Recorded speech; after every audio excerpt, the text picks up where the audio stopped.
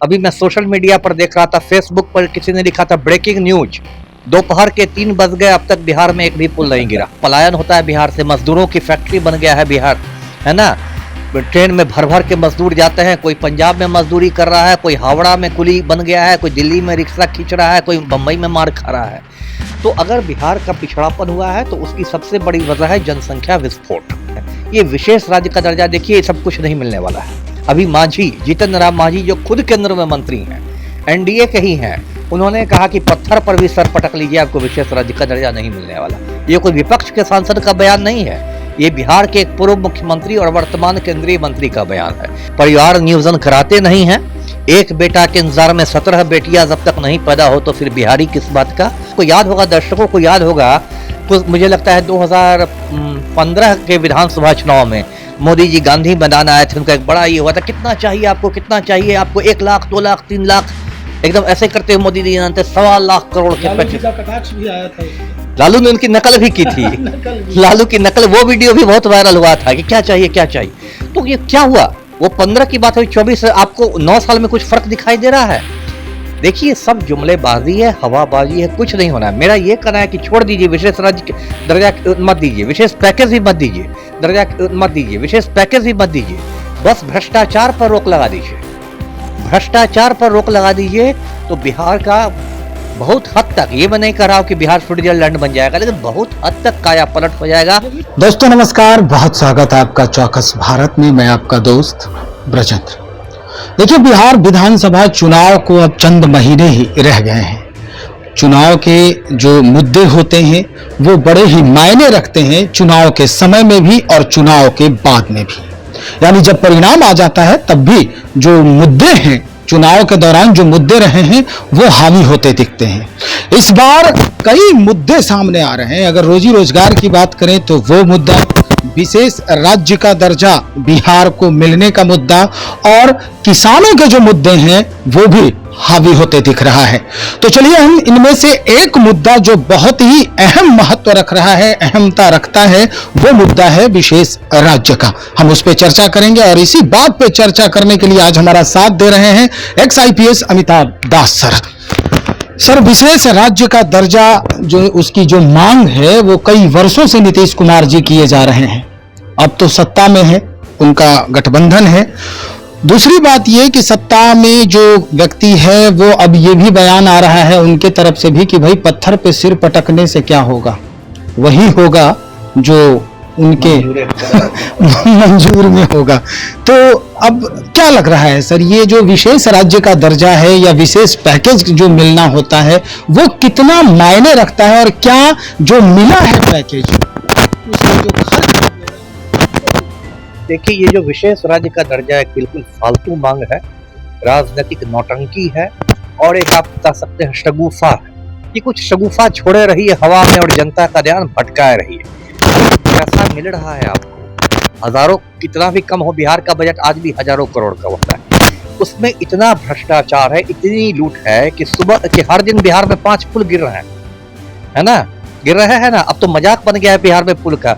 अभी मैं social media पर देख रहा था, फेसबुक पर किसी ने लिखा था ब्रेकिंग न्यूज, दोपहर के 3 बज गए, अब तक बिहार में एक भी पुल नहीं गिरा, है ना। पूरे हिंदुस्तान में बिहार का मजाक बन गया है, डेली 4 पुल, किसी दिन 3 पुल, किसी दिन 5 पुल, किसी दिन 6 पुल।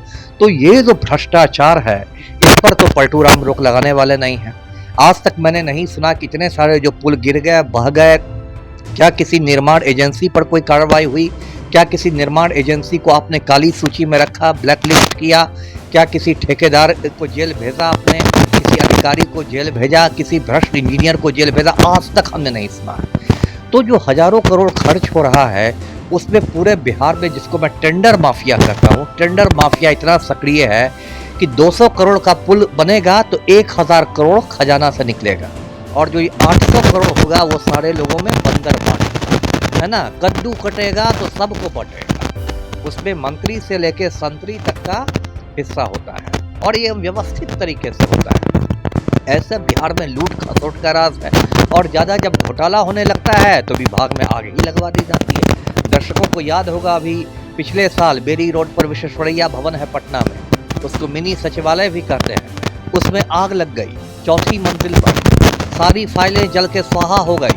ऐसी भयंकर आग थी कि पलटू राम खुद पहुंच गए थे देखने के लिए। और मैंने बाद में अपने लोगों को तैनात किया कि भाई क्या हुआ था। लोगों ने कहा कि आग लगी नहीं, लगवाई गई थी, क्योंकि चौथी मंजिल पर ग्रामीण विकास विभाग का कार्यालय चलता है और ग्रामीण सड़कें जो बनी है बिहार में उसमें करोड़ों फला हुआ था, जिसको संयुक्त राष्ट्र की एक टीम ने आके पकड़ लिया था और वो टीम दोबारा आने वाली थी। उसके पहले इन भ्रष्ट लोगों ने मिलकर उसमें आग ही लगवा दी, है ना। अभी भी जो इतने पुल गिर रहा है, एक दिन सुनिएगा कि बिहार राज्य पुल निर्माण निगम में आग लग गई, सब कुछ स्वाहा हो गया, सारे सबूत मिट गए, सारे टेंडर के कागज जल गया। पकड़ते रहिए लोगों को।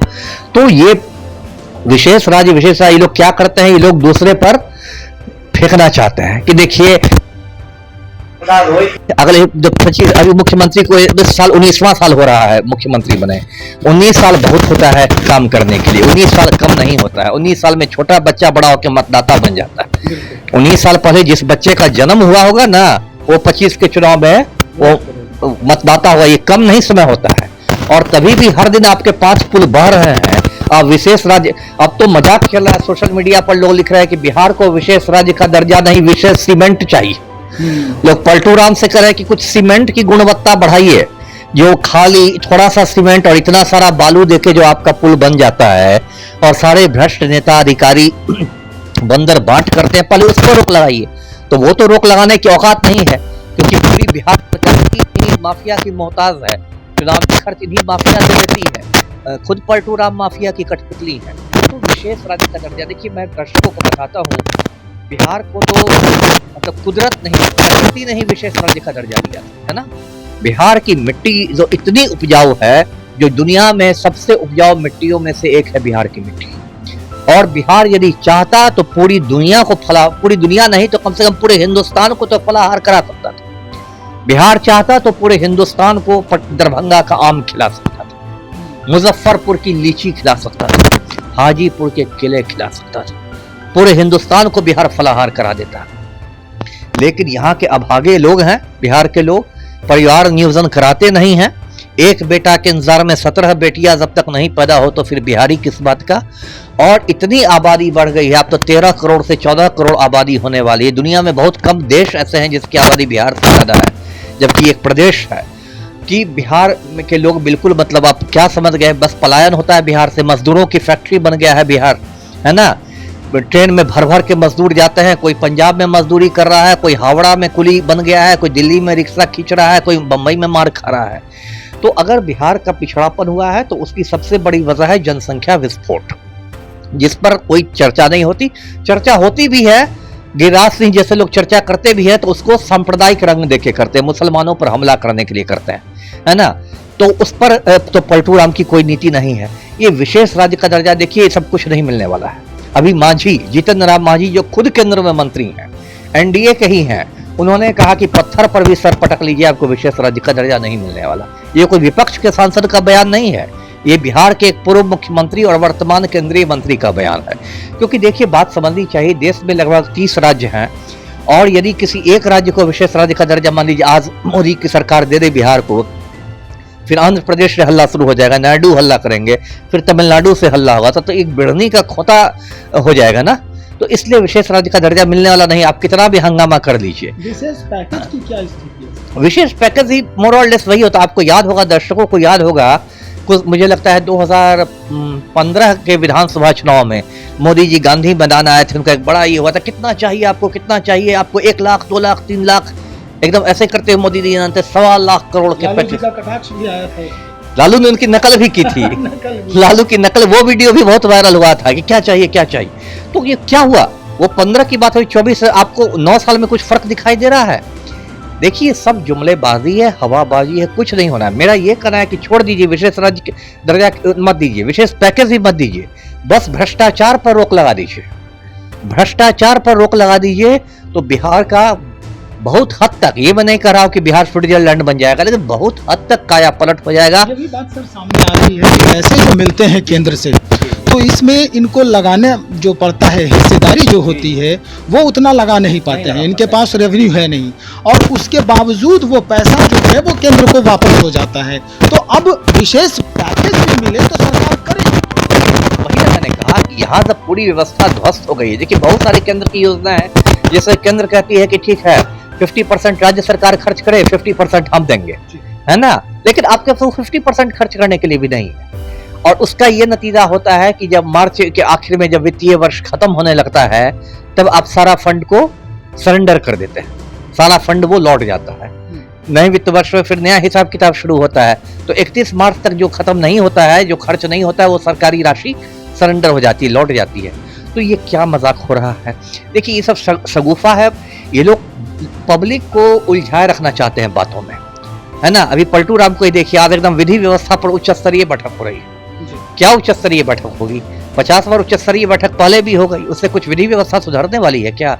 कभी दिखाएंगे कि जातीय जनगणना से ही बिहार का कल्याण होगा, कभी दिखाएंगे कि विशेष राज्य के दर्जा से ही बिहार कल्याण होगा, है ना। तो ये बिल्कुल एक राजनीतिक शगुफा है, राजनीतिक नौटंकी है, इससे कुछ नहीं है। इसका सिर्फ उद्देश्य ये है कि बुनियादी मुद्दों से आप जनता का ध्यान हटाना चाहते हैं। पलटू राम बिहार में पेपर लीक रोक नहीं रहे, सिपाही भर्ती हुई, उसका पेपर लीक हुआ, परीक्षा रद्द। बीपीएससी का ये हुआ, संयुक्त हुआ 67वीं संयुक्त, उसका पेपर लीक हुआ, परीक्षा रद्द। TRE 3 जो हुई आज फिर हो रही है मार्च में, उसका पेपर लीक हुआ, वो रद्द। आप की सरकार बिल्कुल नकारा है, तो आप ये सब से अपने नकारापन से हटाने के लिए ध्यान एक मांग कर दीजिए और फेंक दीजिए उसको केंद्र सरकार पर, है ना। जैसे मोदी का तरीका है ना, कुछ काम नहीं करना है, 10 साल से बात कीजिए। और जो प्रश्न हो तो कांग्रेस ने 70 साल में क्या किया, नेहरू ने क्या किया, अरे नेहरू तो कब के चले गए, अब आप कुछ करके दिखाइए ना, 10 साल कम होते हैं क्या? क्या लग रहा है लालू कुछ दिन पहले एक अंदेशा जो है वो बताए थे, दिखाया था उन्होंने, और एक छोटी सी बात उन्होंने कही थी कि नीतीश कुमार जी की पुनर्वापसी जो है वो संभव है। तो क्या इस मुद्दे पर ऐसा हो सकता है कि विधानसभा में फिर से? बिल्कुल, अब तो आपने सही पकड़ लिया ना मुद्दा। देखिए पलटू राम है ना, जब दरवाजा, प्रशांत किशोर कहते हैं ना कि जब पलटू राम दरवाजा बंद करते हैं तो खिड़की खोल के रखते हैं, और खिड़की बंद कर देते हैं तो रोशनदान खोल के रखते हैं। तो पलटू राम की तो पुनर्वापसी हमेशा संभव है, और पलटू राम को पुनर्वापसी करने के लिए कोई भावनात्मक मुद्दा भी तो चाहिए, है ना। मान लीजिए आज पलटू राम को लगे कि नहीं हमको मध्यावधि सरकार चुनाव करवाना है, अक्टूबर में ही करवा देना है, तो पलटू राम क्या करेंगे? एकदम जनता के सामने मतलब धीर गंभीर मुद्रा बना के आएंगे, लगेगा कि यूनान के दार्शनिक हो, है ना, अरस्तु और प्लेटो के बाद और सुकरात के बाद यही हो, नीतीश कुमार ऐसा गंभीर मुख मुद्रा बना के आएंगे और बहुत चिंतित नजर आएंगे और कहेंगे कि देखिए मतलब अब मैं क्या बिहार के लोगों को चेहरा दिखाऊंगा, मैंने तो प्रधानमंत्री से बात की थी विशेष राज्य के दर्जा की, लेकिन दर्जा तो बिहार के हितों पर कोई समझौता नहीं होगा। तो पलटू राम ऐसे ऐसे मुंडी हिलाने लगेंगे और उनके जितने पीछे खड़े होंगे ना, अशोक चौधरी से लेकर विजय चौधरी तक, चौधरी एंड चौधरी सब मुंडी हिलाने लगेंगे और उसके बाद कहेंगे कि इसी मुद्दे पर मैं समर्थन वापस लेता हूं, और उसके बाद फिर लालू के साथ जाएंगे, फिर नीतीश वही खेल, नीतीश सीएम, तेजस्वी डिप्टी सीएम, अक्टूबर में मध्यावधि चुनाव।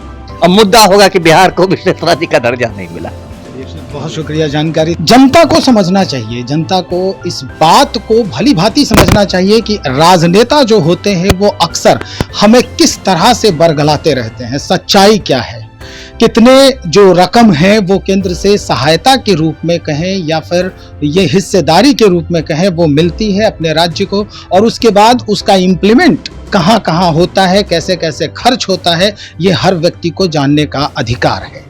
लेकिन ये पैसे भी खर्च नहीं हो पाते, और अंततः जब सर ने कहा कि भाई जब वित्तीय वर्ष संपूर्ण होता है, जब खाका तैयार किया जाता है, हिसाब किताब होता है, तो वो पैसे जो होते हैं वो केंद्र को वापस कर दिए जाते हैं। तो फिर विशेष राज्य और विशेष पैकेज की बात ये जनता को सिर्फ और सिर्फ बरगलाने भरमाने के लिए ही किया जाता है। अब इसके पीछे क्या सच्चाई है ये जनता खुद पता करे, और उन्हें ये जानने का अधिकार भी है। तो चलिए हम इंतजार करते हैं कि आपके तरफ से क्या कुछ कमेंट आ रहे हैं इस मसले को लेकर। उसके बाद हम भी और भी लोगों से जो इकोनॉमिक्स जो एक्सपर्ट हैं, अर्थशास्त्र के एक्सपर्ट हैं, उनसे भी हम इस मसले पर बातचीत करेंगे। बने रहिए हमारे साथ। बहुत शुक्रिया।